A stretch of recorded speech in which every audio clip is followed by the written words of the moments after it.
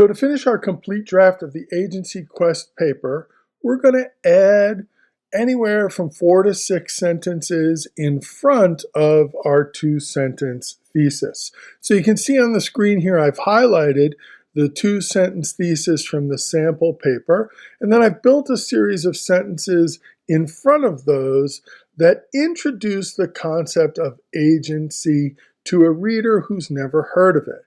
Now, basically, in my experience, I've seen 3 effective approaches to doing this.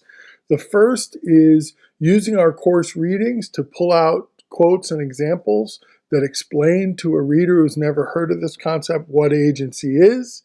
The second is I've seen students do interesting introductions where they use their own experience with agency or their own experience learning about agency to introduce the concept to someone who's never heard of it. And then finally, I've seen mixes of those 2 approaches. Intros that mix using our course readings with personal experiences of either learning the concept or of agency itself in life. So those are the 3 techniques that I've seen the most. But I want to invite you to be experimental here. Come up with one I haven't seen before if you can think of a cooler idea or you've got an interesting angle you want to take on this.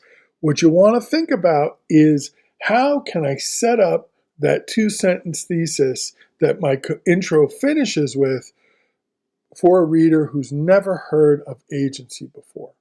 If a reader who'd never heard of agency before were to jump right to your thesis, they would be pretty lost. So you might want to look at your thesis and really think about what is someone who hasn't been a part of this class, who's never heard of this term, who hasn't been a part of our conversations, what do they need to know to be able to come up to this 2-sentence thesis and feel like they have what they need to understand it?